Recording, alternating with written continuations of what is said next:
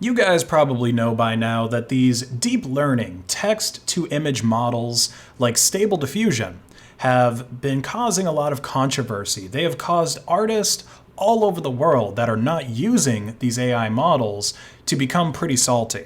And I can understand their anger. I mean, can you imagine how upset the runners-up of the Colorado State Fair were when they found out that the Theater de Opera Spatial, the piece which won the art contest and the $300 grand prize, was created with the Mid-Journey text-to-image model. But look, as far as art contests go, let's be real. Losing the Colorado State Fair isn't the end of the world.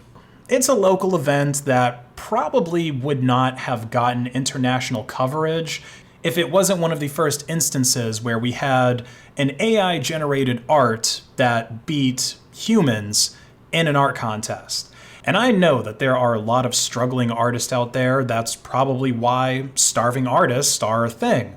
But in this economy, $300 is only going to be able to buy you so many eggs and top ramen. So the Colorado State Fair was just a small win for AI art, but it wasn't a huge defeat for human artists as a whole. But recently, something has happened, which I think has really given AI-generated art a new level of validation. Because now AI is not just winning local art contests in the humble state of Colorado, the AI is winning fancy European art contests. Recently, the Mauritshuis, which is one of the major art museums in the Netherlands, decided to lend out their most famous art piece to the Rijksmuseum for a special Vermeer exhibition that they were having. This famous art piece is, of course, the girl with the pearl earring. You've probably seen her before. In fact, I would say that due to the influence of internet memes, the girl with the pearl earring might be as iconic as the Mona Lisa, at least to the younger generation. In fact, some people actually call her the Dutch Mona Lisa because she is by far the most famous portrait ever made by a Dutch artist, and it's probably one of the most famous Dutch paintings overall, besides maybe the Starry Night. So you get the picture. This painting is a big deal. And since it's the main attraction at this museum, the people working there, the people that run the museum, they wanted to put something else up in its place so that visitors wouldn't just be staring at a blank wall. So the Mauritshuis decided to have a contest where artists could submit their work to be displayed in the same exact spot that the girl with the pearl earring normally hangs. And I think the whole point of the contest was that they were supposed to create a painting that looked similar to the girl with the pearl earring. And the winner of this contest, they would receive world-renowned fame because their art is hanging in the same exact spot as Vermeer. So thousands of artists from around the world, they submitted their pieces, but the winner of the contest was Julian AI Art with their piece, this one here, called The Girl with the Glowing Earrings, which, according to the artist, was created using Mid-Journey and Photoshop. So I imagine that they used Mid-Journey to generate a base image, probably about 99% of what we're looking at here. And then they imported that into Photoshop to touch it up a bit, fix things around the eyes and around the face that AI tends to mess up. Or I guess at least it really stands out to us as humans because we're really used to looking at faces. And so if there's any deformities there from AI or anything else, then it really stands out to us. Now, it's important for you to know that there were no rules in this contest saying that you couldn't use AI. So using it is not cheating. In fact, I don't think that there were really any rules for what you could submit to this contest at all. If we take a look at the My Girl with a Pearl page on the Mauritshuis' website, we can see some of the other submissions and runner-ups. I think that's what we have at the top here. So this, I'm assuming, is another submission, right? This is a piece of corn that kind of looks like the girl with the pearl earring. Now, it's really interesting if this actually is one of the runner-ups for the contest. I know 5 were ultimately chosen, and the AI generated 1 out of those 5. Because obviously, this piece of art right here doesn't take much effort to make. It's still technically art, okay, I'll give him that, but come on. The guy who used AI in Photoshop probably put a lot more effort. It probably took a lot more time to create that piece than it did to just put an earring on this partially shucked piece of corn.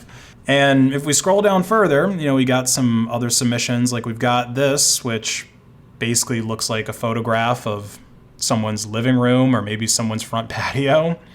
We've got this, which looks like it was a picture taken on a potato of someone's aunt standing in front of the actual girl with a pearl earring photo. Or maybe this is like a remake. I don't know. I'm not entirely sure. It looks similar. I mean, it looks the same as this one, where there's like, I don't know, I guess this is a sketch that she made. There's this one, which actually does look pretty good. I mean, this is like, I don't know, it kind of looks like it's got a texture on it, almost like it's woven. So I think that's a pretty good art piece. But I mean, come on, if we just look through these, a lot of them don't have a tremendous amount of effort. Like there's a lot of photos where it just seems like it's a photo of someone, or like it's a photo of, or a screenshot maybe of like a news article about it. You know what I mean? Like there's not a whole lot of effort except for this. This is pretty nice. But it's interesting that so many of these are photographs, because I feel like a lot of the arguments that are being made against text to image models not being real art, it's the same kind of arguments that were being made, and I guess some people still make these arguments about photography versus real art, or photography being considered real art. But like I said the last time that we talked about AI-generated artwork, I think this stuff is great. I think it's a huge breakthrough, just like when computers started to be able to consistently beat human beings at chess, or at least perform as good as them, and, you know, end with either the computer winning or end in a stalemate. It's not like chess disappeared as a game when that happened, or it's not like it disappeared as a profession. There's still professional chess players, but computers that play chess, they just added another dynamic to it. You know, now if you're a chess master and you find it very difficult to find anyone to play against, you can play against a computer, right? It's a benefit to everybody.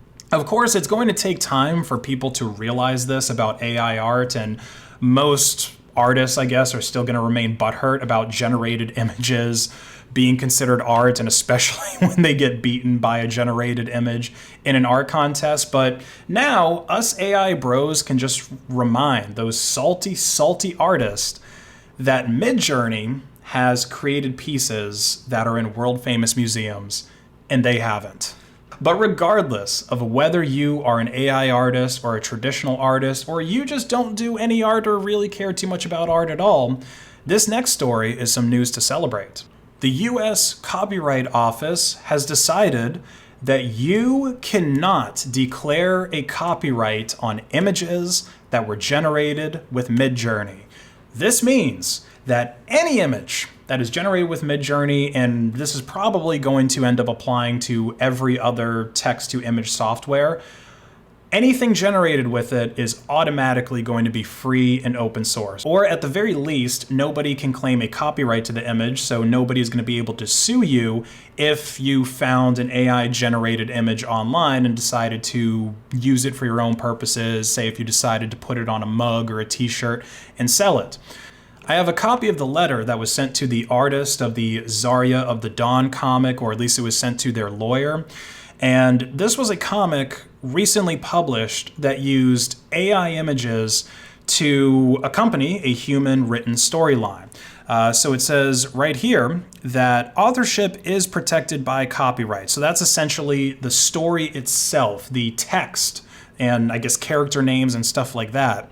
However, as discussed below, the images in the work that were generated by the Midjourney technology are not the product of human authorship. Because the current registration for the work does not disclaim its Midjourney generated content, we intend to cancel the original certificate issued to Miss Cash and issue a new one covering only the expressive material that she created. Now, as far as I know, this is the first time ever that AI has come up in a legal copyright matter before, but there have been previous situations where people said that the Holy Ghost or some other spiritual being helped them to write a song. And because that's a non-human entity that had a hand in creating that work, a human cannot claim copyright to it. There's actually been cases where that's happened. Another famous case of copyright denial came from this monkey selfie. So there was a case where a camera guy gave a monkey a camera and he set it up so that he could take a selfie, this selfie in particular, but because the monkey is the one who actually pressed the button that ultimately created the image itself could not be copywritten, and so this guy could not make his claim of like tens of thousands of dollars that he was out due to people so-called violating the copyright. So when you look at the big picture here, I think that AI-generated art is about as good as it gets. AI artists are finally getting the recognition that they deserve amongst the greats, and if AI art bros ever do start getting too big for their britches and they decide that they want to sue someone because they sold t-shirts with their artwork on it, then the artists are just going to get laughed out of the courtroom. And you know, now that I really think about all of this, AI art might actually be the purest form of art that there is. Any other art form allows you to copyright your work and sue people for it if they're using it without your permission. So if you're the kind of person that just cares about making money, you know, you got into art for money and not for the purposes of free expression or to make the world a more beautiful place, then painting, drawing, carving things out of stone, all of these traditional methods of making art, even drawing them in Photoshop, all of that is going to be right up your alley. But if you're the kind of person that thinks art should be free and open to all, then grab yourself a graphics card and start prompting, because AI art has officially won.